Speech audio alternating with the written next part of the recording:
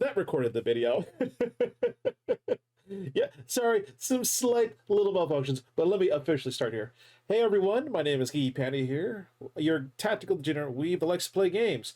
Join me here is my co-host for DAICON Podcast, Time Force Anubis, and for those wondering what DAICON Podcast is, it's a podcast dedicated to all things anime and gaming, including both on the official industrial front to the communities, everything else in between. We have a couple of things that we go through, including what conventions we've been to what's been going on in the news lately, and then ultimately near the end we have a segment called The Board, where we put up our top anime recommendations, which you can find the list in our Discord server. So other than that, Anubis, dude, what's up, buddy? Not much. It's been a while. I know it has been, dude, and this is episode 13 of the podcast, and now you have a whole screen on the stream, you know? We've upgraded. We went from little tiny boxes to big boxes, because I'm like, hey, I only did this because I wanted to add in guests. I'm like, okay, you know what, fuck it. You know, fuck it. And it was like, what guest? What?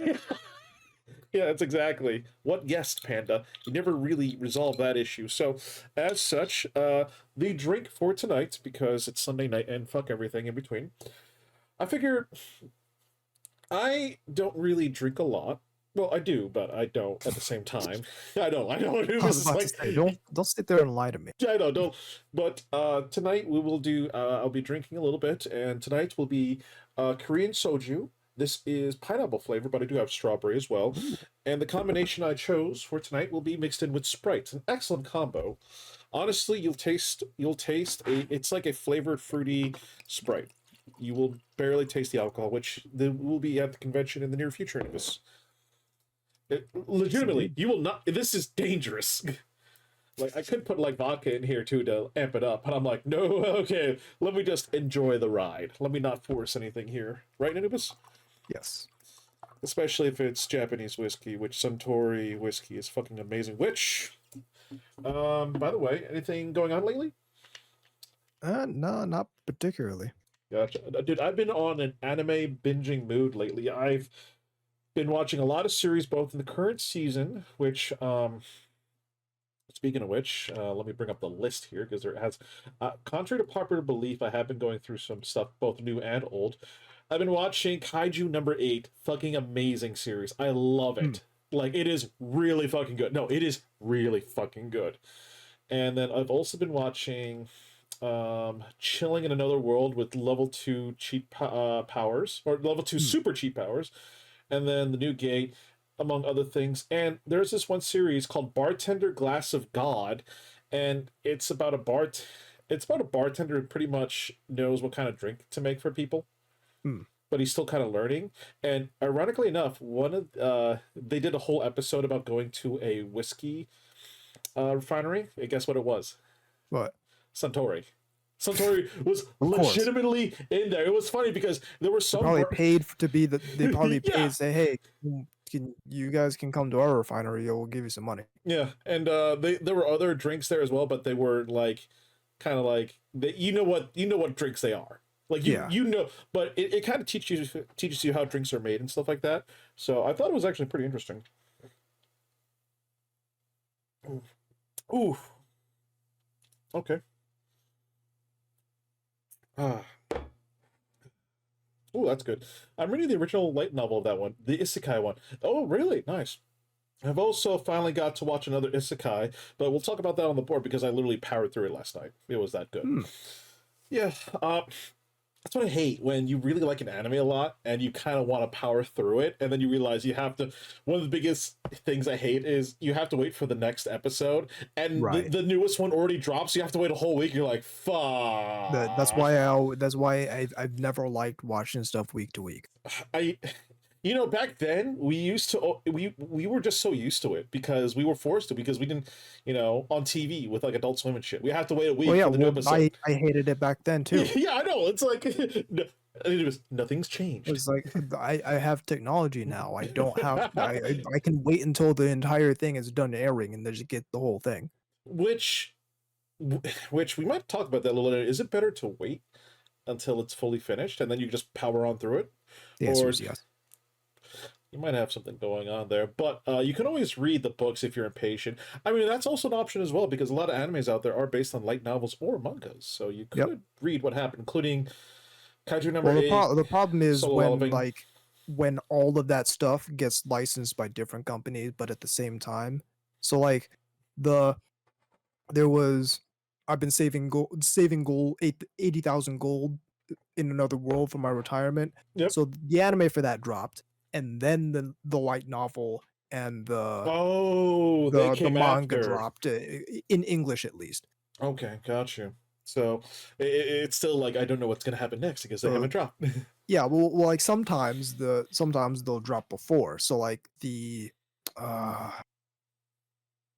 vending machine isekai. Oh Those yeah, novels were out in English before the anime was even a thing. yeah. It was out for a while, wasn't it?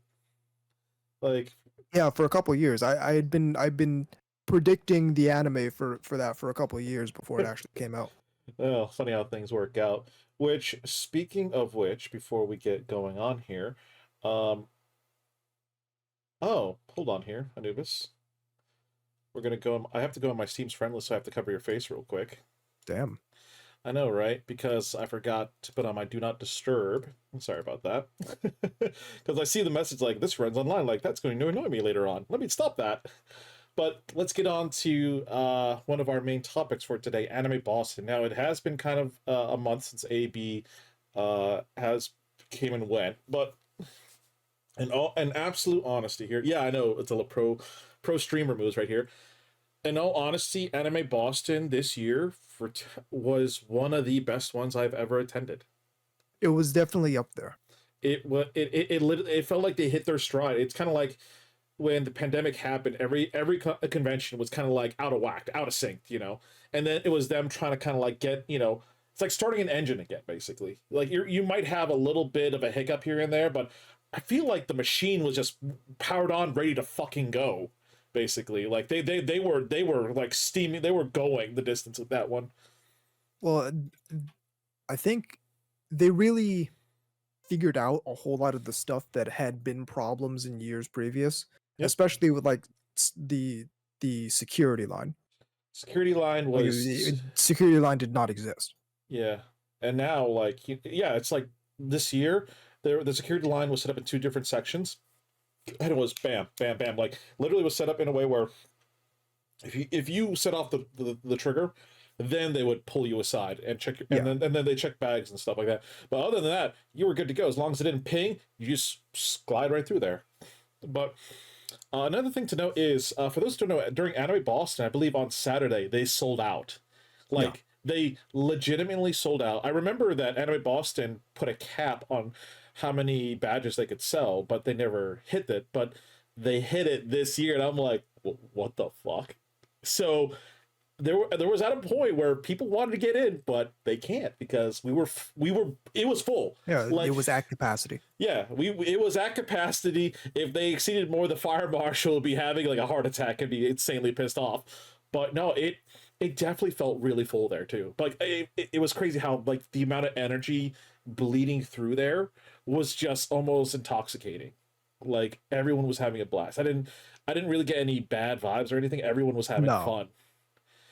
And even hell, we had a lot of fun, which I'm still making the video, by the way. I had to scrap it twice, but I'm making progress on this third iteration. But we had a lot of fun in the hotel room at the convention itself. We hanged out a little bit in the dealer's room. It really did feel the only thing I would have to say was a little bit of a negative was the artist alley was so jam packed in there that Yeah. you could barely do anything. There were times where you could like barely even maneuver in there. Yeah, like they did try to put security in there to help keep the flow, Right. but at the same time, it's like it just wasn't, at peak hours, it was just almost deadlock. Almost fucking like I shit you not, I didn't check out the artist alley until Sunday near the end of the day where it was still packed to the brim with people, dude. It was Yeah. insane. Like holy shit. Like the I kept deal. going back there being like, "Oh, maybe it's died down." It No, no, that's exactly what I did. Maybe it died down a little bit. No, no, it did not die down a little bit. It was didn't stop me from buying stuff in there, oh but yeah. it was a problem. I did buy a few things from the dealer's room. I didn't Oh, buy I bought a lot. I yeah. kind of went in. Yeah, you kind of. I saw you bought some of the soundtracks, didn't you? The CDs in I there. oh absolutely. Of Uh, course I did. I bought. I always have it a rule with me where I always buy one anime series every convention. It could be a movie, an OVA, or full on series. I bought Jinro the Rope Brigade on Blu-ray Hmm. because I have the DVD edition, but I wanted the Blu-ray version. But I kind of went a little. I bought a art book for Final Fantasy 14, and I bought some hentai. Okay. You bought more. You were like, Oh, yeah, no, you were yeah, I like, went ham dude. on everything. Yeah, it was literally hilarious. I see like a pile of hentai. It's like you can tell I hadn't been to AB in 3 years, Oh god, yeah. 4 years, An- however long it's been. Anime Boston, honestly, it just felt everything was going so well. Like it was just like again built like every day being there was something awesome was happening. And my only gripe was I wish I could have stayed. I wish it was longer. Hmm. Like we usually this was what the first year we actually left on a Sunday instead of a Monday. And Yeah, well, the that's the other thing about it is between between then and now it got just super expensive. The hotels, the hotels in particular. yeah, well they know it brings in people. But we still had a fucking blast though. Like we were hanging out in the hotel room we played Uno. We played Uno and yeah. Yeah, friendships were tested. And I was mixing up a storm with the drinks in there, being a hotel bartender, essentially. But again, one of the things we also did was we ended up watching anime on on a Saturday night on Adult Swim in a hotel at an Yep. anime convention.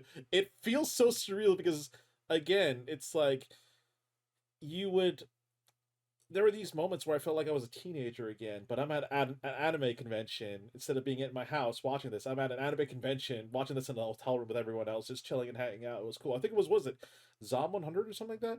Yes, it was Zom 100. It was Yeah, Zom 100. yeah. It was like the first English episode that they were premiering. So I mean, it wasn't bad. It was actually pretty fucking good too. Different, definitely different.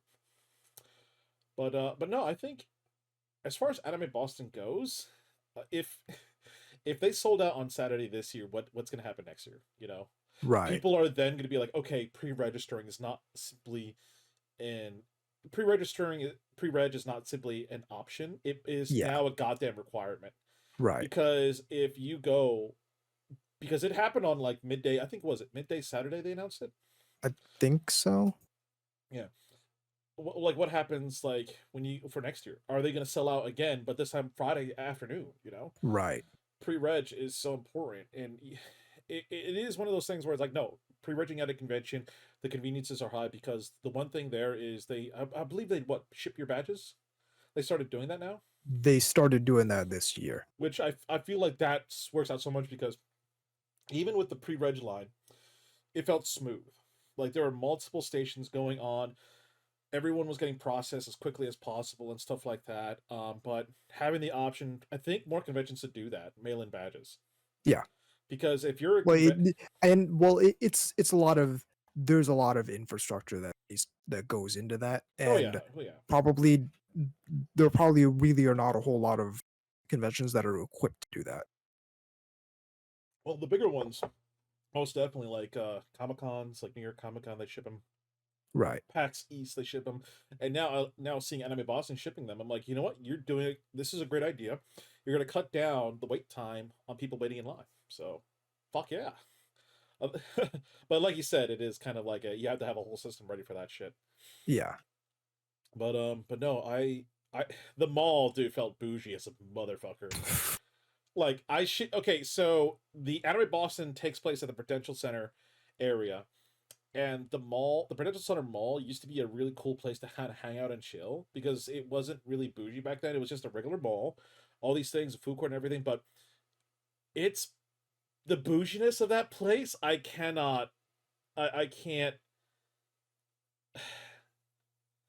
I can't even make it up how bougie it felt. Like, cause there was at a certain part of it where it was so bougie, it wasn't even fucking funny. Well, to be fair, it's kind of like two separate malls, Yeah, it is. and Like, so we have to traverse both of them to get from the train station to the hotel and back. yep. But it really is two separate malls. One on a significantly higher tier than the other, but both are pretty upscale. Oh yeah, yeah. They're pretty upscale, but just it is kind of like interesting seeing the clash of cultures at a convention at a right there at a kind of a bougie mall because the convention center was right there for the was it the Prudential Convention Center? Yeah, Yep. which again, but back to it, it was a great fucking convention. I had a lot of fun, and oh yeah, how was Homegirl's take on it? Because that was our first AB. Both of us had a good time. She was amazed at the 100 wings, wasn't she? She was like, yeah, like homeware, we hyped it up for a reason. Here are your wings, enjoy. And for those who don't know, every AB we always have 100 wings variety style. And yes, we have it with the bone. Don't worry, but usually it's like buffalo, barbecue, garlic parm, and all that dandy stuff. We we luckily bought a bottle of ranch dressing beforehand Yeah. because I don't think they gave us ranch dressing, even though they were supposed to. I don't know. It's just one of those things, but my god, I was mixing up a fucking storm in there, dude. I was the bartender. Everyone was having fun with my drinks, even though it was dangerous. And when I say dangerous, I mean you don't taste the alcohol. But overall, I am extremely happy with how AB was this year. And I am extremely looking forward to Anime Boston continual growth for next year, as well as the possibility of like I would like if it's getting bigger and bigger. The only thing that you got to move venues, which I'm thinking to myself, the BCEC is big. It could house a if you know it could house AB easy now, and it's got the infrastructure there at the seaport area to house people. There's hotels all around, restaurants and everything, so it could be supported. Other than that, anything else you want to talk about, Anubis? That's about it. All right. So, but yeah, Anime Boston, great convention. Now we move on to much more interesting things. So, Marvel Rivals, which is a game that okay. So right now they're doing like this whole creator program thing where hey, you could test out the game, stream it, all that dandy stuff. Which you know what, some game companies do that. It's a way to kind of it's a marketing strategy basically, Yeah. get people hyped. So, some people noticed that in their someone actually read the TOS, and there's a non disparagant clause in there. And here's what it says: the non disparagant, the content creator program agrees not to make any public statements or engage in discussions that are detrimental to the reputation of this game. This includes, but not limited to, making a disparaging or satirical comments about any game related material, such as game features, characters, or music, and engaging in malicious comparisons with competitors or belittling the gameplay or differences of Marvel Rivals, or providing subjective negative reviews of the game. It basically means in legal talk you can't talk negatively about this Right. or try to Or compare it with other games as well. Like exactly. the only thing you can say is nice things basically. And they're actually getting in trouble for this. They actually had to respond to this. And let's see here. Marvel Rivals apologized for inappropriate misleading contract. Like, yeah, you basically made it look like you don't want anyone to badmouth it, but it only blew up in your fucking face. Like, Well, it's like here's the language. Was it are they apologizing because the contract was misleading, or did it say exactly what they meant it to say? mm, But now now people are looking at it like, what exactly are you yeah, guys doing? And yeah, now they're saying, whoa, whoa, whoa, it was misleading. Well, this it said it said yeah. what they meant it to say. It's People just don't like it, and now now the company behind it is getting they're getting beat on for it, yeah, rightfully so, because it was it's a shitty clause to have in a contract for a video game that you're trying to give to streamers to play online. It's like you want the marketing of big streamers playing your video game, but you don't want to have any risk of them saying something negative about your game. Yeah, Now, the traditional way to make sure that doesn't happen is just to make a good game. yeah, make a good game. Like if the game is if the game is buggy and shit like that, but people say, hey, it's a good game, just fix the bugs. I'm like, cool, we just got Yeah, to fix the bugs. That's cool. exactly, But no, exactly. there was a yeah, a couple of people have been like tweeting about this and like complaining about this on social media, including like multiple creators ask for keys to gain access to the playtest and are asked to sign a contract. The contract signs away your right to negatively review the game. Many streamers have signed it without reading just to play it. And I'm like, it's kind of like one of those things that's like, it's probably a good idea Mm, to read the TOS, but at the same Well, time, like, so this is what's hilarious yeah, is now so like you and I, as far as I know for you, I'm assuming you're not in this because you're here on your podcast talking negatively about the business decision. But you and I haven't signed this contract. I We didn't, can say whatever we want about this yeah, video game. yeah, I don't even We fuck, don't we're like ooh, we don't we don't need to play it. You don't need to play the game in order to say something negative about it. yeah, If you're one of these Twitch streamers whose content is watching other people's content, you could watch someone play that game and express all the negative opinions you want about it. oh yeah. And they can't do anything about that because you haven't signed your right to do that over to in a contract in order to play the game. Yeah, like I didn't even know what was going on to be honest. Like because Marvel Rivals is looks like basically an Overwatch. Like it looks like to be kind of like an Overwatch alternative, basically with a Mhm. free to play PvP. And but this thing, I'm like, it's like, hey, we're gonna put this in here, and then oh wait, people are not complaining about it. We apologize, guys.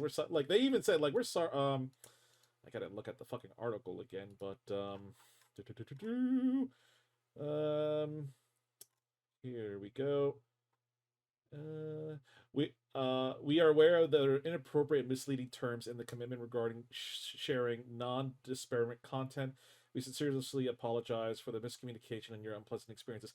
I mean, I don't think it was a miscommunication. It was pretty straight fucking forward because the Yeah, they language. they were communicating perfectly clearly. People Yeah, just didn't like what they said it wasn't. because what they Yeah, said was shitty. it wasn't gray. It was pretty black and white, basically. Yeah, Like you said, we can't talk negatively about this game. exactly. And you know what? People are going to sign the contract and not realize and not read what's in there, and they're going to and you're going to ban But them. then once they realize the nature of the contract they signed, yeah, they're gonna have a problem with it. Yeah, there's some people who are like, I'm not going to play it because of this. Like, I'm not going to take part in this, this playtest. I'm like, bullshit. I want to say what I say. That's why it's like there was another game similar to this. I believe it was Dawn of War 3. They had people they were showcasing it at events and stuff, but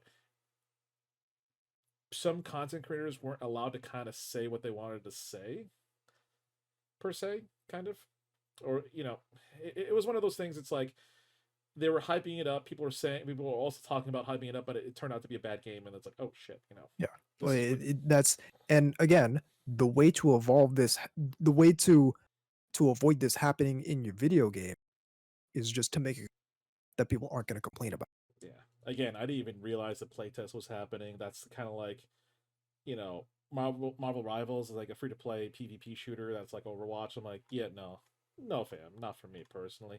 I can understand why you want to do it, totally, but yeah, but now this whole debacle here is just gonna kind of leave a sour taste in my mouth, Yeah, you know? well, it's like now now we know that this is what the studio behind it is trying to do. Oh god, yeah. They're trying to artificially manufacture positive press by suppressing all negative press, at Mm, least as insofar as they can, n- evidently not realizing that that's basically impossible yeah, because the basically. people who haven't signed your contract aren't under your contract. Yeah, So you can't order them to not say negative things. yeah.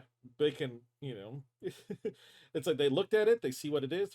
They didn't sign it, and they could talk about it because they didn't play the game, but Yep. they looked at the contract and they could talk about the contract. So they can watch other people play the game that are under contract and they can say whatever they want about it. The people playing the game can't say it, but the people looking at it can look at that and say, "This is kind of ass." If it is indeed ass. Yeah. Just but you also have the option to make a game that isn't, but that takes a lot of effort that some that some game studios and some publishers aren't willing to expend on a video game product. All right. So next up here is this is going to be more interesting here. This is going to be talking about EA, and everyone's like, "What did they do this time?" I swear Yeah. to God, EA's track record here. When So was the last time we had good news about EA? Exactly. I rest my case. I Go on. I'm actually thinking. I'm like, Silence speaks volumes. but okay. So the next Battlefield game is coming out, and the CEO of EA is like hyped up for it. He's saying, you know, there's a couple of things basically going on here, but he's saying that the game's gonna be another tremendous live service game. Like, Of course. um, you kind of no, you kind of really like personally to me, 2042 was a bad game that needed to be turned into a good game. That's the main difference of the launches of, like, let's say Cyberpunk and Battlefield 2042. Cyberpunk, yeah, horrible launch, a lot of bugs and stuff like that, but there was a good game underneath it. Yes. Battlefield, a lot of bugs, issues, and all that stuff. Wasn't even a Battlefield game. It needed to be turned into a Yeah. Battlefield game, That's and then the a good game, and then yeah, like, and then yeah, you can it's definitely possible to come out with yeah, a very solid game that's incredibly buggy at launch and then eliminate all the eliminate all the bad stuff and then there's a good game underneath it. If there isn't even a good game underneath all the bullshit, then you like that's like what are you doing? How yeah, are you putting this out as a product? yeah. They were boasting how they have now the largest team working on this Battlefield game in franchise history. I'm like, yeah, because you using the same team to fix 2042. But on top of that, the CEO was also saying that they were trying to figure out ways to put in ads in AAA games. Of course. And this is not new. This is something that I've been hearing on and off for at least a decade, Yeah. probably a decade and closer to a decade and a half, 2 decades. Oh shit! Until it's like 1998. Was that the last good thing? Maybe. Damn. Um. Yeah. I. There was. uh, They. It's not the first time they put ads in video games in No. particular. And here, let me show you reason. Anubis, I'm gonna have to cover your face. I'm sorry. Damn, you're gonna do me like that again? Uh, I'm sorry, dude. But Multiple times an episode, damn. I know, like, but this was basically a 2142, and this is how they advertise. There were billboards throughout the map. There wasn't a lot of them, but there were like billboards at specific locations where it had ads on them, like Pepsi and stuff like that, or Intel. And that to me is like, hey, stop it, stop. That to me, I'm thinking to myself, I'm like, okay, makes sense, cool, but at the same time, they're gonna probably put something more in your face, like, hey, you have to look at this ad now. Yeah. Yeah, that's so, like, that's the thing about advertising, and I say this as an ad guy. I say this as a guy who has written ads professionally. The thing about advertising is the way to get more money via advertising is so, uh, step back for a second. The entire nature of advertising is we're gonna interrupt you trying to get at some stuff you wanna see. We're gonna interrupt you with our bullshit before we let you get to whatever it is you wanna see.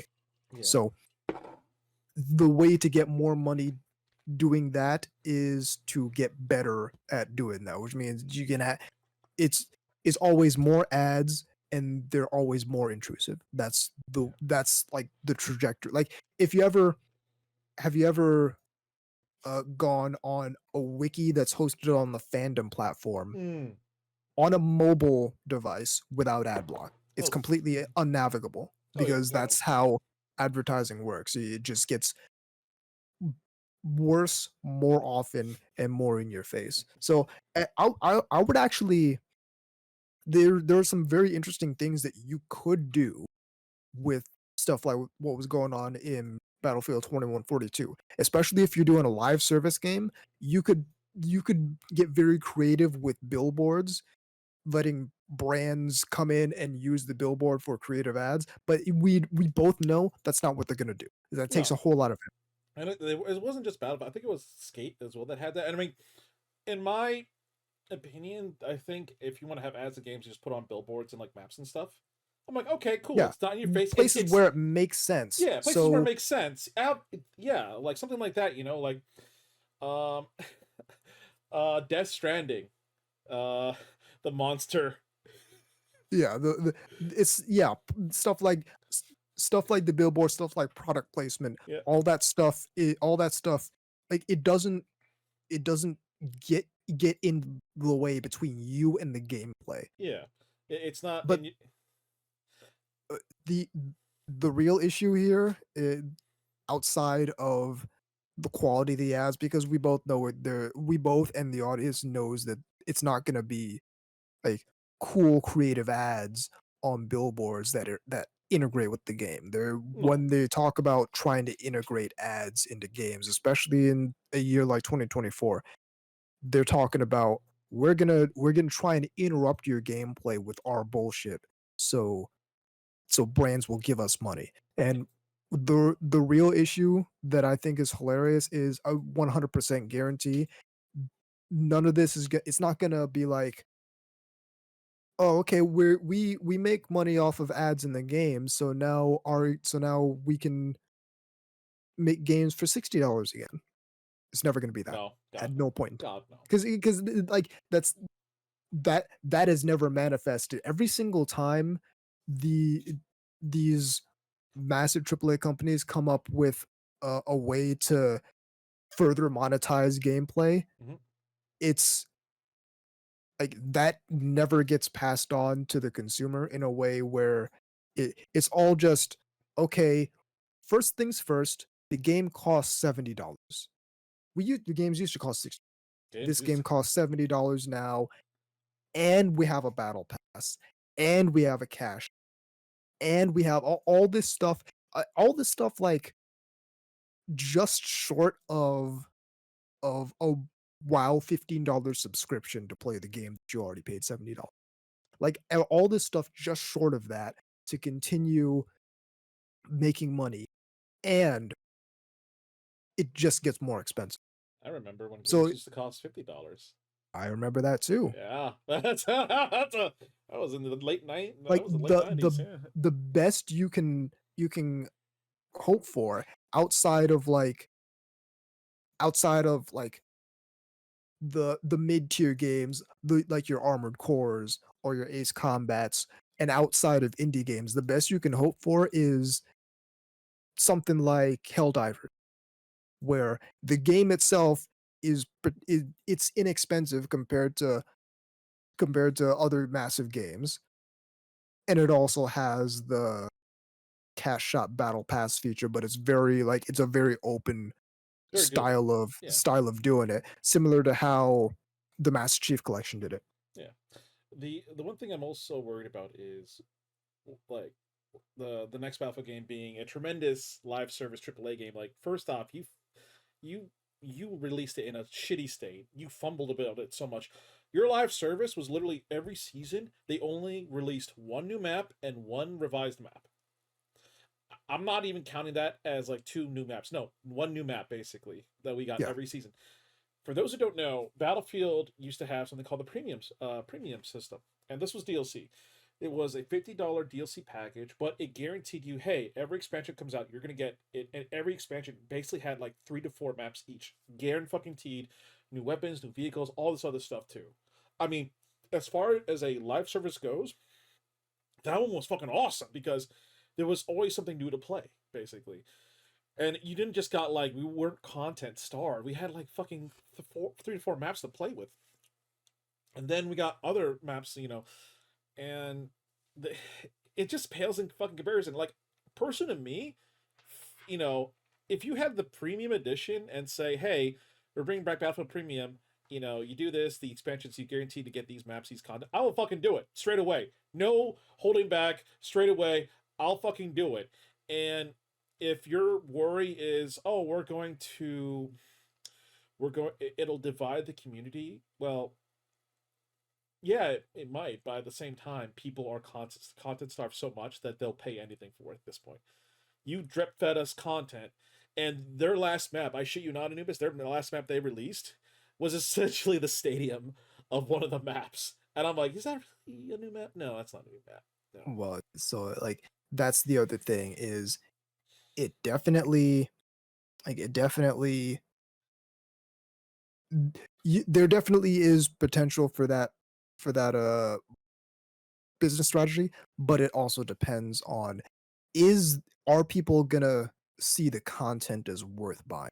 Oh yeah, that too. And for a lot of these games content, Yeah. it's not worth paying that kind of money for. Like let's say Battlefield 4 Premium. Okay, let me see here. I gotta look it up here because it's been like a hot second since Battlefield 4 kind of came out here, folks. So please, please bear in mind with me. I refuse to cover Anubis's face now. One of their DLCs was Second Assault, which yeah, fucking hell. Second Assault brought back some classic Battlefield maps throughout the series, including like Gulf of Oman and stuff like that. And then I had a lot of fucking fun with that. Like that one, like that to me was like worth it because I got to play that shit. And ironically enough, they EA is kind of smart. It's like, oh hey, Battlefield 4 Premium, it's only $6. Go buy it. Go play it with your friends and shit. Do know there's still people playing it, by the way. Um, but yeah, like there were some of the maps like there was at least like one map that was an absolute banger to play. Mm, And this is why I also like having like a server browser where you can have, dedicated servers. People like doing these servers like, hey, like let's play the DLC maps here. Sweet, awesome. Let me join that server. Instead of this whole peer-to-peer matchmaking, which I fucking hate well, because that's the other like big part about it, and that's like the moment they started doing away with like dedicated servers, the ability to run your own dedicated server, that's like that's when we get to the poor game publisher has to run all these servers for their game, and that's why they need to do all the loot boxes and the battle pass and all that when there was a solution for that. It was to allow your player base to run their own servers, but you don't yeah, want to do that. But no, then you complain that you need all this money to run your game when you chose to put that burden upon yourself in the first place. yeah, yeah, and yeah, you just took away, you took away the community to actually be a community. Yeah, Like, yeah, you yeah, offer server exactly. rentals and stuff like that, which I'm like, And it's all because it's all based on control. It's all they want to be able to control whatever it is going on in their game, which I get, but at the same time, like it, you're what you're doing to achieve that is it's making the games worse, and mhm, it's pissing people off yeah, it's making the games worse for more money. yeah. And till it's like I use BattleBit for that Battlefield Scratch. Like, yeah, BattleBit Yeah, is a yeah, great Battlefield Scratch because I when I jumped into it, it felt like I was playing Battlefield again. yeah. It's more Battlefield than Battlefield. Yeah, which is crazy That's when you all think these about all it. these all these massive franchises that have been around for decades. They're getting their lunch eaten by much smaller, much leaner operations that are just able to make the same kind of game that they made like 20 years ago and just put it out, and people like it because it's legitimately a better game. Also one of the things is too where the people who made the Battlefield games that we know and love, most of them are like good chunk of them are gone. They're not with the Yeah, company anymore. yeah, And when you get new people coming in and think and some of them may be like, oh hey, I love the Battlefield series, cool in the gang, and then let's make a Battlefield game, and then others are like, hey, let's make a Battlefield game a bit more like this. Like, no, no, no, no, no, no, no, no, no, no, no. Like again, the fucking specialist system was a way to fucking was a very there was no teamwork involved with that shit. You were greedy. It fucking sucks. It wasn't Battlefield, but well, it was like it was hilarious. It's because the Battlefield became more like Call of Duty, mhm, and then Call of Duty was becoming more like Battlefield, but only in certain modes. Yeah, certain modes. That's it. It like, but speaking of control, because I want to keep the podcast moving. Next up, Ghost of Tsushima. We're going to be talking about its PC release. Now, lately we've had the huge Helldivers 2 shit show of a shenanigan debacle with PlayStation trying to they basically wanted to mandate having a PlayStation Network account to sign into the game. And it got worse because there was a lot of countries out there that you could not legitimately make a PlayStation Network account. And in some situations, you need a console to do it. So, All right, so like yeah, there are a whole bunch of different standards based on your country, and a lot of the time, what happened? Well, in a lot of cases, what would have happened? Well, what is happening as well now is people who've legitimately purchased their game can't play it now yeah, because it requires an account that they have no way to sign up for. yeah. And so we had that, and it got so bad to the point where even one of their CMs is like, guys, keep review bombing, make your voice heard, keep it up. Which I think now he got let go because of that. I'm like, dude, Yeah, he did. the CM was being fucking real with us, you know? Instead of the other CM that was she pissed off the fucking community big time. Because it was like, guys, you could take like that's not the fucking point. The point is you are limiting people who are able to play the game. Yeah, You know, you, now if that was going to happen, they should have enforced. they should have done it day one, not like 3 months Yeah, later. exactly. Which now, more to the point, so Ghost of Tsushima, which oh sorry, covered your face, which Damn. is coming out. The director's cut is finally coming out on Steam in a few days actually, and the developers of the game was like, hey, you don't need it if you want to play the campaign, but now we got PlayStation Network account required for online multiplayer, and it's gone. And because of that, because of what happened with Helldivers, um, the PC players are getting an auto refund if they can't legally sign up for PSN in their account, Yep.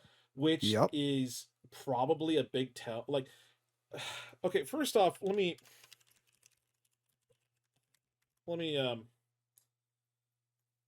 because um PlayStation made a post about this. Hold on here. Let me try to see if I can find it because they made a post about, hey, sorry guys, we're still learning the PC market and all that stuff. I'm like, no, you just want to fucking control. You, Yeah. but so so now Steam, yeah, is essentially being the good guys. You're like, yeah, we're auto refunding everyone who can't play it because you needed to sign up. So well, yeah, you can play the campaign if you want to, but if you need to want to play multiplayer, yeah, you're shit out of luck. Exactly. You bought a full game, and you're having half of that game locked away from you in a way that you legitimately have no way of accessing. Now, granted, at least they're doing it upfront right in the fucking beginning instead of three Yeah. months later, and they even PlayStation, which honestly, yeah, this is a good idea to do. Hey, if you link up your account, you'll get this extra stuff in game. I'm like, okay, you're giving us an incentive to do it now. I'm like, okay, Exactly. but yeah, so but it does kind of suck because I mean, luckily, you know, when it comes to multiplayer games, PlayStation does not have a lot of them. Well, well, so we you can remove multiplayer from that sentence, and it would still be true. Yeah, and which which honestly, we still there's a lot of PlayStation IPs that has not seen the light of day in a while.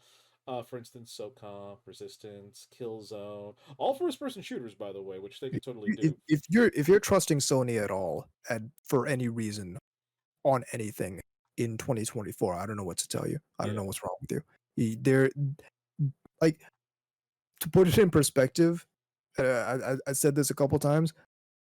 This is the first time Sony has been humble in probably close to 3 decades.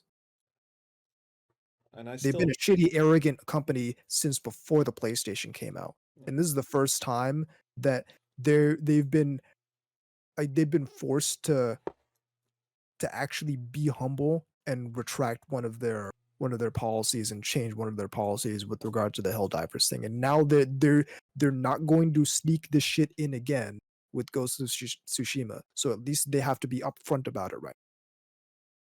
Well, the hilarious thing was, if you looked at the stock, right when they announced that it was mandatory, the stock started dipping. Yeah, because like this Helldivers was one of their like things that was like it was one of the few things they had going well Oh for god, them. yeah. Helldiver again. They Helldivers they have 2, not had Sony has not had a W in quite a long, like the first game like a was legitimate W. They have not had a legitimate W in quite a long. first game fantastic. Second game blew it out of the fucking park, and Yeah. it was a glow up basically. Like, look at this Yes. beautiful fucking game, and not even a full price game. $40 fucking Yeah. dollars. You're in it, Yeah. already, and leave it to Sony PlayStation to fuck it up somehow for the PC, Mm. which Please, I'm please never be surprised whenever Sony fucks something up. They've been doing it for 30 years. yeah. Which again, it's like They've I got never been good at what they do. I got pissed off about it because it's like people are like, oh Panda, like why are you pissed? Like, again, if you're gonna make it mandatory, do it in the fucking beginning, not 3 months Mm. fucking after. Yeah, yeah. That's we call that a bait and switch. We call Yeah, that a rug pull. yeah. Where they okay, where you're gonna Well, there was it even because it was basically at that point. At that point, you can't make an argument that they weren't just trying to bring people on so they could force force them to sign up for their rinky-dink online network at to continue playing the game. yeah, and then you also had there was a little there was a little like info like on their website like, would you need a PSN account to play these games? And they're like, no, you don't, Yeah, But now it's like, oh no, some of the games yeah, may be mandatory. They had to rewrite that, yeah. and people They noticed changed it. it. Which again, play. Which I still think one of PlayStation's biggest mistake was moving their headquarters from Japan to America. One of that's probably pretty low on the very long list Well, of mistakes I Sony know, PlayStation has had. I know, but Most of which result from them running their fucking mouths. yeah, Which and this is another one that's as a result of them running their yeah. fucking that's really what they've been doing from the beginning. That's been a problem for them so much is that they run their mouth. But the And one, sometimes early on that it works out for them despite them running their mouth, but from like the PS3 era onward, they keep thinking they can run their mouth. Oh, we're taking away the ability to put Linux on the PS3. Oh, we piss people off, and now our entire network is down because we had shitty security on our network. yeah, Oh, poor victims us. Oh, we're not doing crossplay because people want to play on Sony. Nobody yeah, wants to play yeah. on Sony. People, That no, they run their mouths habitually, people, and it's the chickens are coming home to roost because it turns out that they never really had anything going for them. They would just happen to be at the right place at the right time for two console generations, and you can't sustain an entire business off of getting lucky like that. yeah. Like for me personally, again, it's um, PlayStation having a huge ego being aside and stuff like that, and people not realizing the shitty things they've done because they came into the fucking uh, Shitty, theater late. arrogant company. But I'm happy that the PC players were like, "Fuck you, fuck this. This is the line in the sand we're drawing right now." And again, review bombing is like one of the few ways that people can voice their opinions that'll get the attention of like the fucking publisher. Yep. Because even the game devs like, guys, wasn't fucking us this time, But totally do it, guys. Keep doing it to get there. Yeah, Helldivers still, yeah, which sucks, Like some people out there won't be, because it now got delisted. Some people won't be able to, their hands are fucking tied now. Yep. But Because keep in mind that Sony could reverse that decision at any. oh yeah, yeah, yeah. It's not the guarantee is never zero. But with that, I'm just happy that PC players are not going to they stood up to Sony's bullshit basically, and they technically, yeah, they kind of won. We gave them a black eye and a remembrance of don't fuck with us.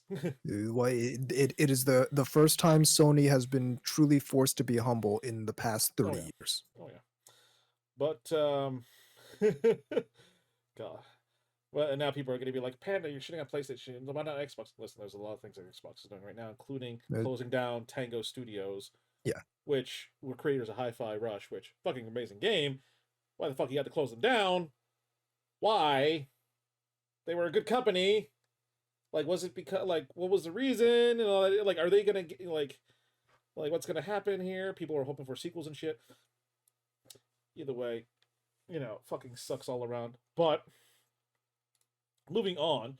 But yeah, Ghost of Tsushima coming out in a few days on PC. Like for those wanting to play it for the campaign at least, do it. Fucking do it. Great game. And it does have full Japanese language support with proper lip sync to it, so they'll make it work. Amazing fucking game actually. So, coming up now. Oh, so Homeworld 3 technically released, right? Because they had Yes. like so yesterday on Friday when the game officially released for owners of the collector's edition or fleet commanders, there was a little issue that happened. And ironically enough, this wasn't even like the developers or Gearbox's fault. This was actually kind of a Steam oopsie, basically. So for those of you who don't know what happened, if you bought the base game or were gifted the base game and then you upgrade it to the Fleet Commander edition, Steam wouldn't Steam wouldn't verify that you are a owner of it, so you wouldn't be able to get early access of it. And there were a lot of things that they were doing, like, hey, go offline, online, sign out, sign back in, restart everything, which I've done, didn't fucking work. And then the developer said, hey, you got to refund the base game Wow. and then rebuy it, and it should work out. Which, by the way, when you refund the base game, yeah, it's essentially you're double dipping. So Right. essentially, I refunded it, bought it again. So the money from the first game finally is back in my account. By the way, but there are other people out there like, what happens if you got gifted the base game? You can't really do that now because it was a Right. gift. So and they were like, oh shit, you're right. But the game does come out tomorrow, and I played around with it. I fucking been loving it. Soundtrack is awesome too, but I Mm. haven't touched the story yet. That's the one thing I haven't touched yet. So I've been just doing the multiplayer, just getting the groove back into it. But no, that was I was getting annoyed because it's like, this was one of those rare moments that it wasn't their fault. It was Steam's fault. Right. But um, Helldivers. But yeah, moving on now. So right now, we are going to the board segment where we list our top animes that we can recommend for the week, usually about up to five. And we have a board segment, and it's the rating style from F tier, the lowest tier, which we highly recommend do not watch anything on this tier because it fucking sucks, and you should not, for every reason, watch anything on this tier because it fucking sucks. Unless you're, I don't know why you would watch it, but you do you, fam. Up to A tier, which is the best of the best, but we have S tier, where it's not only the best of the best, but it changed the industry in some way, shape, or how. For instance, Dragon Ball and Dragon Ball Z is up there because it was such a huge worldwide phenomenon. It wasn't just localized to like Japan or America. No, everyone loved it, including Latin America. Or Interstellar 5555. Um, but either way, now we're gonna go down through the list here. I have been watching a lot of anime, so expect some recommendations from me. Uh, Granted, I will not be posting down anime that's still currently going because I'm waiting to see what happens. Right. But from the anime I did watch, um, my first recommendation, Isekai Quartet, All right. where I want to say a little heads up about this. It basically feels like someone made a fanfic of all the heroes and the main characters of Isekai and put it in one school life setting. That's what it fucking feels like. Like, am I watching a fanfic? Going on. I probably should have an Annie list for this, to be fucking honest here. But I probably should have something set up, Aqua. Thank you for reminding me. But honestly, Isekai Quartet, fucking hilarious. One thing they did, all the original voice casters reprising their roles. And I'm like, dude, this is fucking hilarious. And now you get to see them interacting with each other and shit. Like, you're seeing Ainzun Gold talking to Tanya the Evil and stuff like that. I'm like, like what? Like Tanya thought that Ainz was Mr. X God. She was about to go ham on him. But honestly, for what they did, like it was something fun to watch. You don't take it seriously at all. Something fun to watch. Had some hilarious moments at will. I'm giving it a clear B tier. All right. It was it. I watched the first and second season. I believe there's a movie out that I still need to watch, but I've enjoyed the ride. There was oh, you have to get going. Okay, Aqua. Thank you for coming in, buddy. But um, but yeah, Isekai Quartet. I will give it a clear B tier. Like again, it wasn't it wasn't supposed to be taken seriously, but it was just Right. it was a fun anime to watch, and I think there's nothing wrong with watching a fun anime to watch. All right, Anubis, your time to shine, buddy. We don't have Photo Kano on the list, do we? Photo Kano? Uh, photo like photo, right? Yeah, like a photograph. No, no, it's not on the list. Yeah, I'm gonna have to put that one on the list. It's is a pretty good romance anime. The animation was done by Madhouse, so the visuals or Oh shit! everything is on point. Oh shit! Okay, all right. Where are we putting this on the list? I'd have to go with B tier. Okay, okay. So it wasn't the best, but it was still a damn good ride. Yeah, it wasn't Amagami SS, Okay. but it is sort of in that same vein, kind of like each girl has a root, but it's not like they do it in a different way. So it's not quite as good as a romance anime as Amagami SS, but the visuals make up for it. So I'd definitely say B tier. Okay. Okay. Cool. Cool. For me, I don't think we have solo leveling. I Um, guarantee you we do not. so I finally watched it, and honestly, I was actually amazingly surprised. It was a pretty damn good fucking anime, and I hear the manga is on fucking point, and I love it because it's like this guy who just literally like he was a weakling, and then he becomes like super powerful because of certain circumstances that happen that people are trying to figure out. And I like where it's going because it's not like a oh I'm the good guy. I have to save people. Like no, this motherfucker he will if you do him or his group wrong he will kill Hmm, you. Like and like the more he kills, it's like he says like it's like less of my humanity is like getting chipped away basically. right. So it's an interesting thing, and honestly, I want to see more of it. I want to see where this goes, and I hear the manga is incredible. So I kind of want to read it just to kind of see what's gonna happen ahead. It's kind of like opening. It's like eating the dish before it's cooked, Right. technically. But I want to say for Soul Leveling, I give it A tier All right. because it felt like it. It was an isekai, but it's happening in Japan with all these dungeons popping up and stuff like that. But it Hmm, wasn't like, "Hey, I'm good. We don't kill people." No, no, no, oh no, motherfucker! This, you try to kill him, he will kill you. There, you know. So I was definitely impressed with it. all right. I'm not seeing Saikano How to Raise a Boring Girlfriend on this, which surprises me that I haven't talked about that series yet. Oh, is it the one where it's like the otaku and stuff like that meets You're gonna have to be more specific, Panda. uh That's like 13 I different anime you're know, describing right now. like it's like oh Jesus fucking Christ. It's like his girlfriend's normal basically, but he's like a full otaku. I just even fucking I need to be No, more no, specific than that. there no way. Yeah, you do need to be more specific, but no, it's not that anime. Okay, There is an gotcha. anime kind of like that, but that's not that anime. No, Uh, this is the dude is like he's like 2D only, and he's got two girls in the school who very clearly are into him, but then he meets this girl who's designed like a background character oh, and falls in really? love with her. And then he's recruiting these other two girls to make a visual novel about this girl that's like this one girl he's obsessed with. Jesus Christ. Okay. All right. All right. Yeah. No, Um. this has got to go in A tier.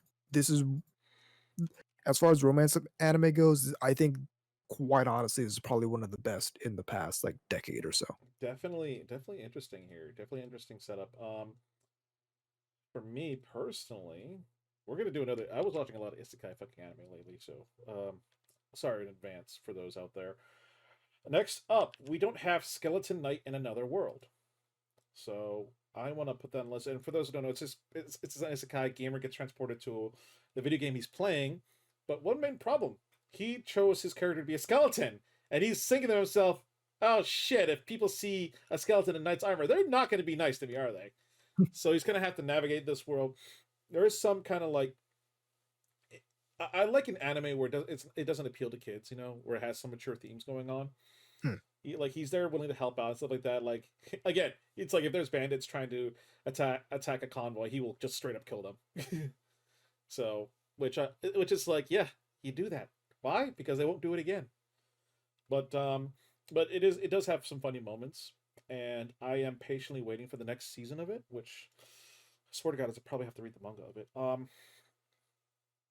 I I would say B. It's a good goofy. Yeah, that's what it is to me because it's the whole premise is this guy is just this guy's goofy. He's trying to pass off as like he's like, oh, do not worry, citizen, in his like knight's hero's voice, but in reality, he's like in his own mind, like, oh my god, I cannot communicate worth shit. So he's very self-aware. I think I'm gonna go with what Attila says. B sounds good. It is a good, enjoyable anime to watch. Like, do not avoid it. Like, if you like isekai, definitely add it to your list there. All right. Which again, you're gonna see a lot of isekai stuff. Again, I like isekai. If people haven't noticed. I'm gonna go crazy because these are anime that I could have like knowing me, I guaranteed I should have suggested all these shows. But is is Rascal Does Not Dream of Bunny Girl Senpai really not on this list?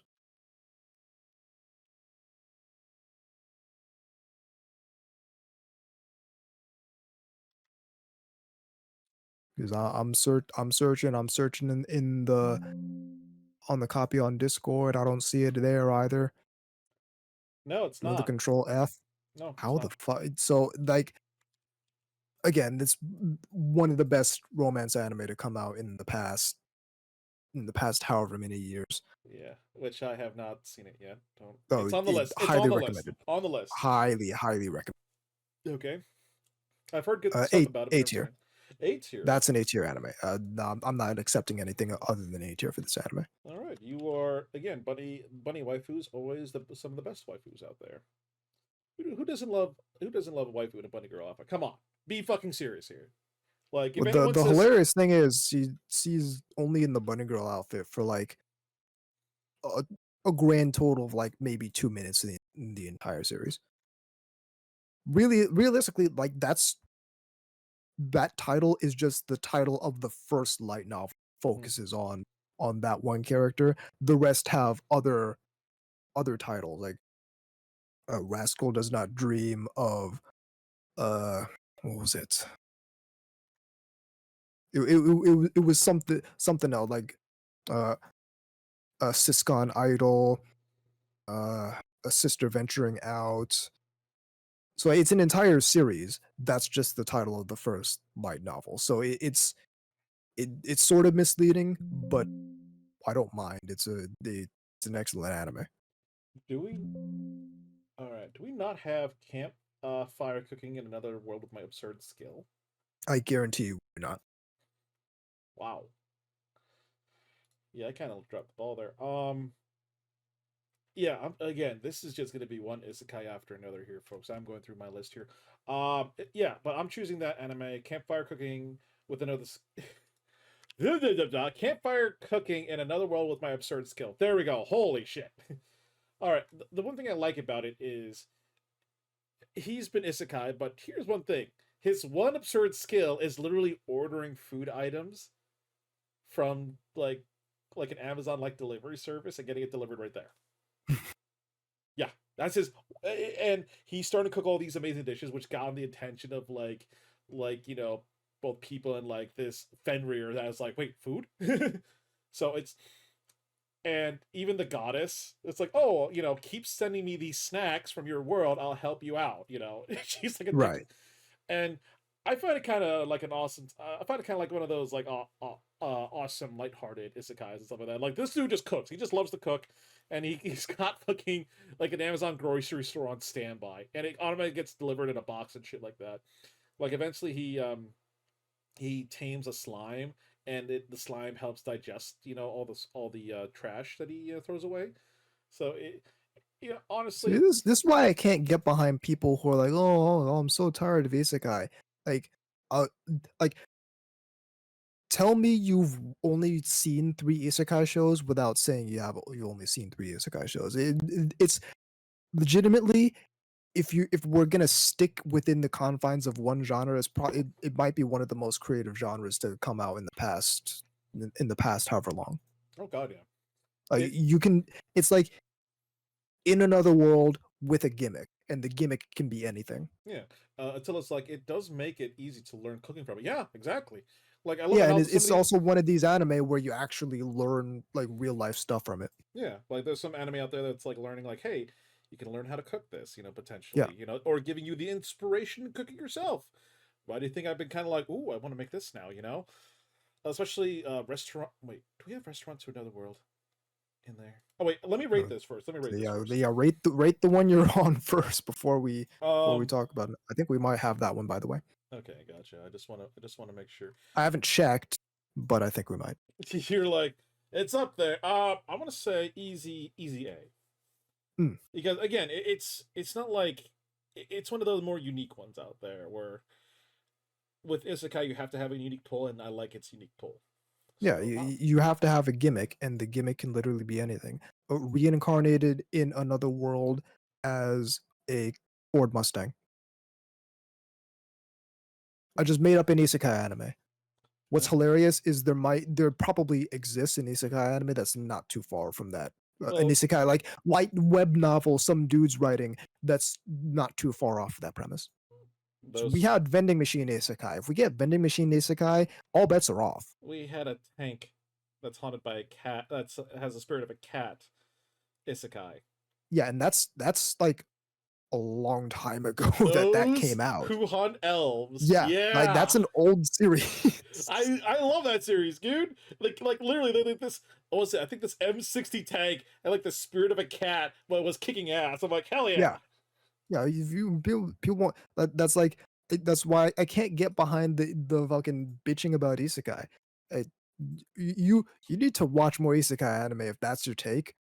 Yeah, like there are so many isekai animes out there to choose from that there is like not even like lately. Like there's been anime out there that you didn't realize was an isekai. For instance, Inuyasha. That was an isekai. That was Yep. definitely an isekai. Like fucking hell. Escalaflone, isekai. Digimon, isekai. Yep. You know, so they're out there. You just hadn't really looked hard enough to kind of be like, oh, it's let me guess, Well, isekai. you're it's you just want to complain about modern Yeah, what it is. and it's your turn, Anubis. I'm gonna go insane. I I could have sworn I suggested this anime a long time ago, but I'm not seeing it on the list. If you're seeing it on the list, Well, what is it? then that's another thing. Is bottom tier character Tomozaki. I don't think it was on the list. I didn't see it either. Bottom tier character Tomozaki, easy A tier. Again, probably one of the best romance anime to come out in recent memory. What was its hook? The hook is like this dude. He's kind of a, a loser in school life and in real life. Okay. The only thing he has going for him is he's really, really good at legally distinct Smash Brothers. And so he has this What? rival who's the other best person in the region at legally distinct Smash Brothers. But it turns out that his rival is the most popular girl in school. And uh, so she kind of takes it upon herself to like fix him up and make him like no longer a loser in real life. Like because she can't bear the fact that the only person who can beat her at this video game is the most loserish dude in the school. Oh, gotcha. It's one of those like, oh no, let's not do this here. Yeah, I need to kick this exactly. guy. I'm about to kick your ass. Yeah. That's kind of the jumping off point for it, and the direction it takes is it doesn't it does like you would expect that kind of premise to go in a very specific direction. It doesn't go in that direction. All right. Well, next up recommendation. I don't think you have it on the list here. Is my isekai life. I gained a second class character and became the strongest sage in the world.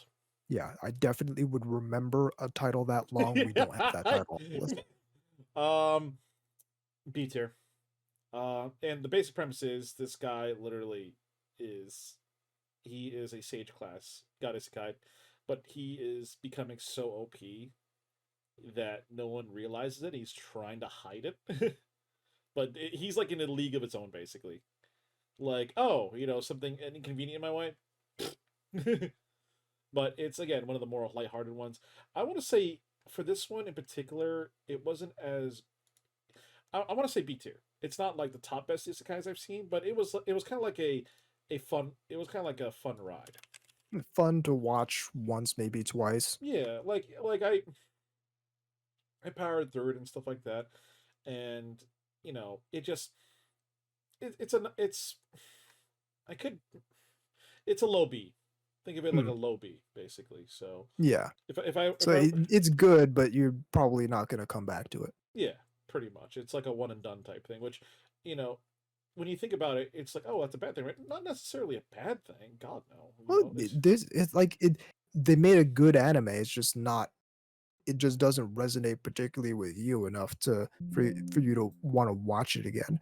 That's like I don't. I I enjoyed my time with. Let's pick something off of this list. I enjoyed Cat Shit One, but am I gonna? Well, no, Cat Shit One is different because the problem with Cat Shit One is that there's only one episode of it. yeah, But like, I'm not gonna. I enjoyed my time with Brave Witches. I don't think I'm gonna watch. yeah, yeah. It's a decent enough anime, but it's not particularly what I'm looking for out of that franchise. It's like for me, like I enjoyed Naruto Shippuden. I'm not gonna watch it again, but I enjoyed my time with it because Well, you would also be signing yourself up for several hundred episodes if you decide to watch that one again. well, So it's not like fucking One Piece basically. it's still several hundred I don't. episodes, though. Yeah, but no, but Lil B like do Attila is like Ergo Proxy or Rin, Daughters of Mnemosyne, I've Beach Blood Wars. seen. I saw the first episode of Rien I a had while ago. I still need to actually sit down and watch the whole thing. Funnily enough, it was recommended to me by an audience member right after as we were packing up from the EFTA Pentai panel mhm, as like an anime that's with a similar basic premise to My Chan's Daily, but obviously it's not the same thing, but it has a similar premise to like people who can't die. yeah, gotcha. Um, okay, so we've got okay, so we got the oh yeah, it's your turn, right? Or you already did. It is my turn. I Yeah. don't know what anime to pick, so I'm going through my hard drive to figure out what I have seen but isn't on the list. I've run out of romance anime that I'm going insane not seeing on the list. Yeah. No, I understand. Like to answer your question, I did watch Ergo Proxy a long time ago, but I don't remember it too well. So I would have to do another rewatch of that, which I've I've been. seen a little bit of Ergo Proxy, and Yeah. I was all right. Like it would I accepted having it on in the background, but it wasn't particularly interesting to me. Now that's not an indictment on the show because there are plenty of shows that I used to like tolerate on in the background that I then sat down and watched and really got into. Code Geass is one of those shows, as a matter of fact, and that was one of my favorite anime. Yeah. Like yeah.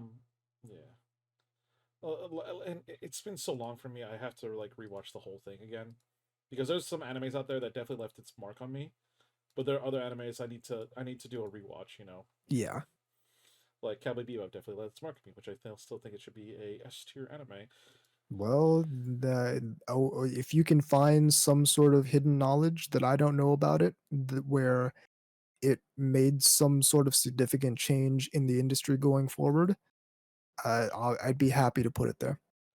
All right, and with that, I'm actually looking up some anime myself right now too, because I Uh, keep I'm yeah. I As a matter of fact, let me check that I haven't suggested this one yet. I'd be surprised if I'd suggested this one because I only like really went back and watched any of it pretty recently.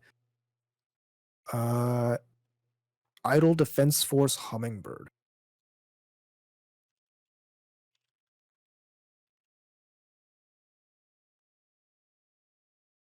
This So is an old anime, isn't it?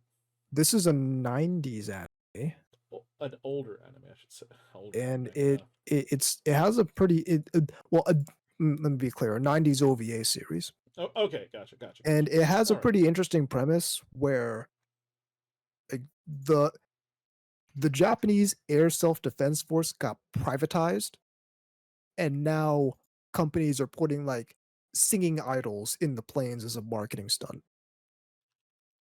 And now like there's this group of singing idols with with like weird special jet planes that also like fight the enemies of Japan. Um, where would you want on the list? I'm I honestly I want to go C tier with this one. Mostly because it like it goes in a kind of weird direction. If put it this way, if they kept the characters in like real world planes, I would have enjoyed the anime a lot more than Okay, gotcha. But just like because, like the the team of girls thing, the idol thing, all that is pretty strong. It's the fighter jet part that's the weakest part about this anime. And it's not like Code Geass where you can really take or leave the mech action, but it's good enough to pass, but it's the weakest part of that anime. The You can't really take or leave the fighter jet part of the anime that's about we're gonna put idols in fighter jets. mm,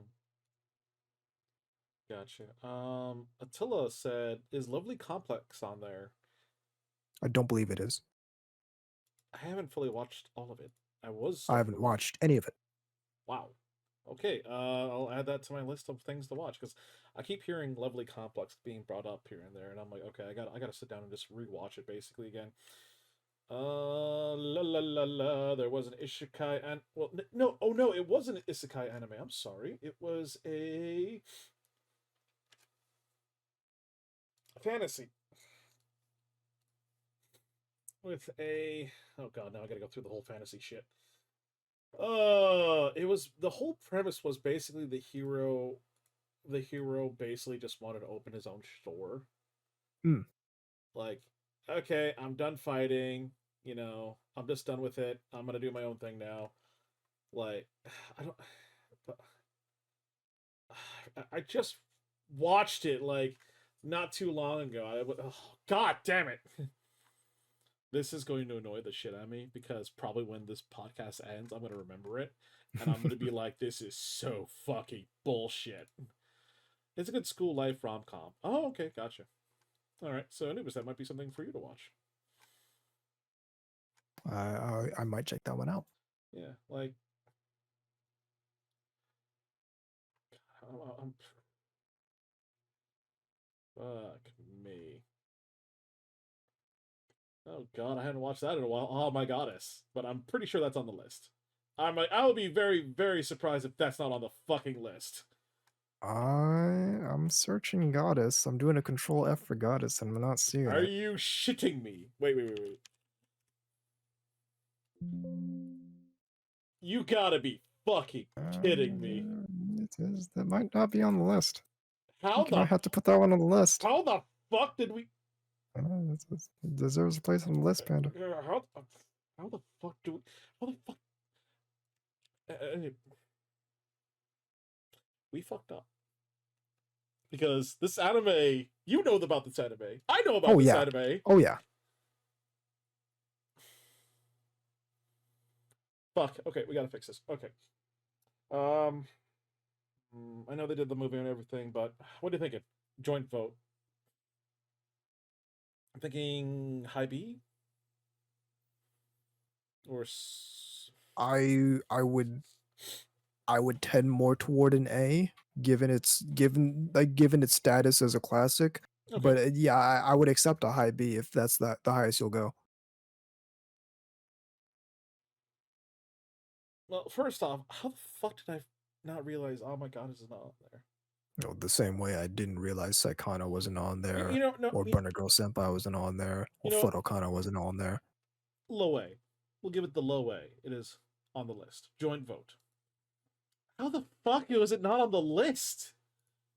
Like, next thing you know, like, okay, Love Hina is on the list. Thank God. Yes, it is on that one. That one definitely is on the list. Matter of fact, hang on one goddamn second. Now we're like thinking like, Negima is not on the list.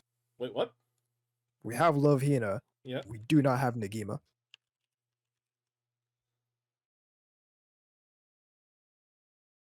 So now my take on Negima might be controversial.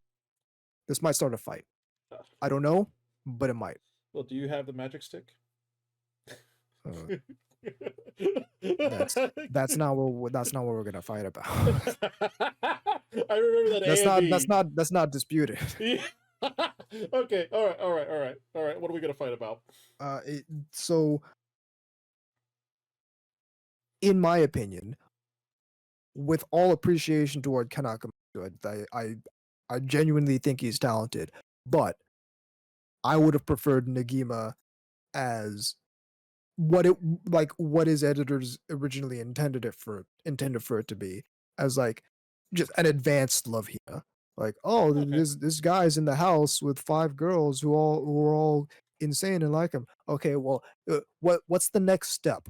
Oh, this dude is a teacher to a classroom of 32. Like, it's we've upgraded the harem. It's now we've multiplied by 6. It's now 32. Marcus too. What's up, buddy? Like, and so the fact that it went from that premise toward more closer to a not quite a shonen fighting, but close to that genre, when that was really Ken Akamatsu's intention for that. And then we advanced from that, and now he's doing UQ Holder, which is basically the continuation of that element of Negima. I didn't prefer that. I would call Love Hina I would call Negima closer to a B tier, closer to a mid to low B tier, but other people might disagree with that, because I do remember a lot of people liked Negima, and so that's just my take on it. I would put it at a low B. All right, Attila is heading off for the night. Oh, thank you, Attila, for coming in. Oh shit! Please, teacher. I still need to watch. I still need to watch all of the anime involved with that franchise. Did we not? Okay. Wait, hold the fucking phone. Do we not have Please Teacher on there?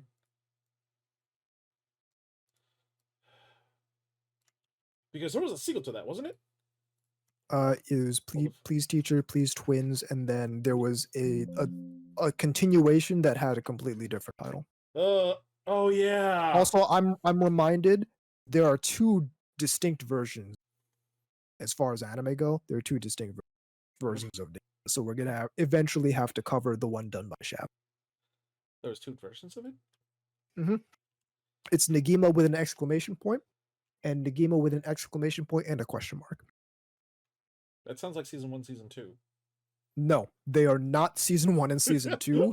They are distinct, separate anime. All right. Please. There were 2 anime made based off of this manga. All right. We'll do please teacher. For my vote because I did watch it back in the day. God, I love the sci-fi element with this too. Like, hey, teacher, even though you're an alien. Let's see. I will. I'm gonna put my vote in for. I'm thinking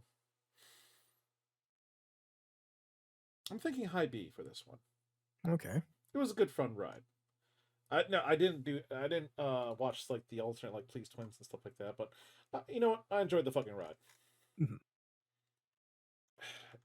There again, how the fuck did we not have the other one on this fucking list? And it was That's we are like, oh my goddess, I thought like we would have like that on the half of what we're putting on this list is stuff that we're going insane thinking that we yeah had on the list, but yeah. we didn't really have on the list. When you recommended so many animes that you forgot the most likely ones because you think to yourself, oh, it's on the list, right? And like, Yeah, no, exactly. no. I'm gonna hate myself if like because I looked up Big O. I'm like, okay, Big O's on there. Oh, thank God. You know, uh, and then God, I I was a little worried there, folks. I was a little worried. Oh God, I hadn't seen that in a while. Jesus Christ. Yeah, there's some anime out there that I'm like, huh. Uh, Tanagura, hadn't seen that in a hot second. Jesus. All right. Let me. I do have one more, and I just want to see if I'd suggested this one before. I'm pretty sure I didn't, and I'm not finding it. It's 801 TTS Airbats. This is an old. I thought that would be. Wait. Like yeah, that's right up my alley, isn't it? So you would have thought I would have suggested this a long time ago, but I don't see it No, I don't. on the list at all. Fucking hell, we're dropping the ball here hard here. All right, 801 CTS Airbats. It's a where are we putting? mid 90s OVA. I'd put it in C tier, maybe like a level above Idle Defense Force Hummingbird, but for a different reason. Because like it's kind of like, so you're under arrest. Mm-hmm. It's kind of like you're under arrest, except instead of for the police, it's for the JASDF, the Air Self Defense Force.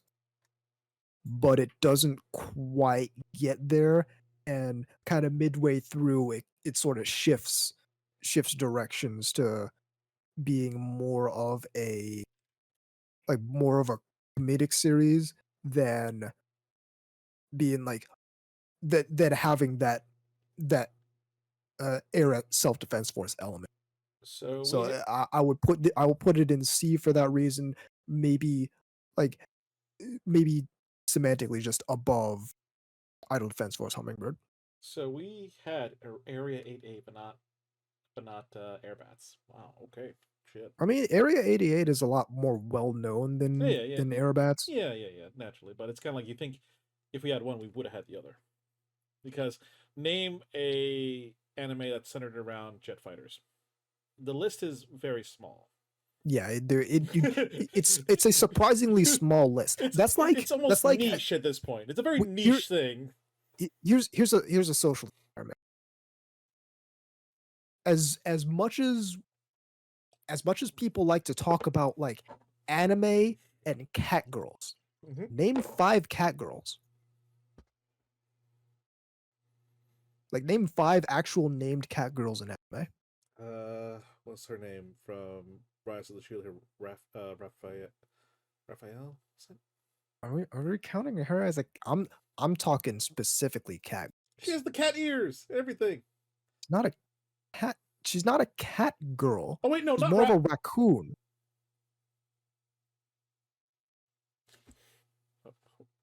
Hold on.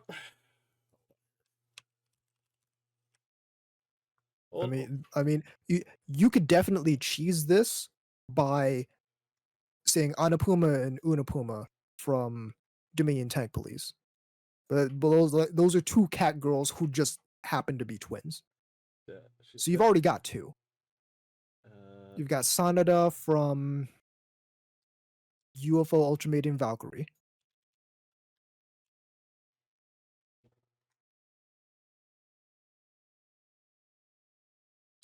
All-purpose cultural cat girl Nuku Nuku, which I haven't seen, but I'm gonna assume that she's a cat girl because it's in the title.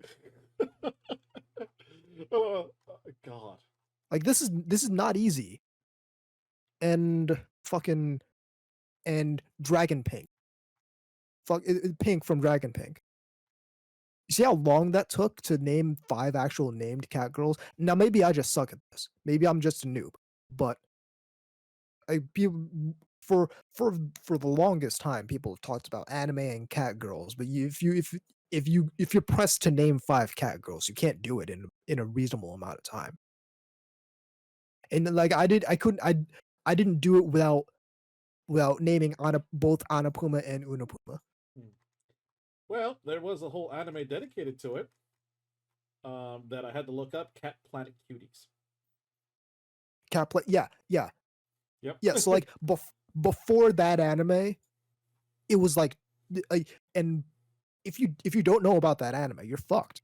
Yeah, I mean, the whole premise was, and that's not like yeah. that's not a like that's not a particularly well-known anime, especially not in 2024. Okay. People are not out here like talking a whole lot about Cat Planet Cuties like they were back when that anime was contemporary. So if you know about that anime, you're cool in the game. You're good. You can solve this problem handily. If you don't know about that anime, yeah, you're fucking pulling back to like UFO Ultimatum Valkyrie. Jesus Christ. I'm probably one of maybe 9 people who can still name that. Like you're going back to Tank Police at that. God. You're going back to you're going back, dude. Pilot Candidate. I think that might have been the first cat girl I've ever seen in my life. Was Pilot Candidate. I don't know if you remember this anime. This aired way back when like Adult Swim started showing anime. This is one of the first anime they showed, and it was this mecha anime with weird looking 3D CG mecha, and the mechanic girl had a ball cap on, and her ball cap got knocked off, and it turns out she has cat ears. Now I didn't watch enough of this anime to find out why. Yep. But that was a turning point, because I'm pretty sure that was the first like actual cat girl I had seen in an anime that I knew was in an. Which is kind of funny because it's like cat waifus have been like a thing in like the anime community, but when you're trying to name a bunch of them, it's like fuck. Everyone has been all like cat girls are all like that's been the meme. It's been a meme for a long time. But if you're pressed to name 5 cat girls, you can't do it unless you know about Cat Planet Cuties. And that's not like it hasn't been around for a long time. So before that, if you had to name 5 cat girls, you couldn't do it unless you were really, really deep in it. Yeah. Unless you knew about fucking we see more like all-purpose or cultural cat girl Nuku Nuku. Like we see something like, if it's a fantasy anime, what's the one thing that pops up constant? Elves. God. And like that's not even a Japan and anime thing. That's a Dungeons and Dragons thing. Yeah, like that's a guarantee. That's a guarantee. You can take that back from whatever folklore Dungeons and Dragons was pulling from. But like that's like you guarantee you're gonna see elves in basically every fantasy setting in an anime. But it's like Marcus has said, and Nuku Nuku is a cat that became a girl. So yeah, that is a cat. Oh, okay. It's a girl, but you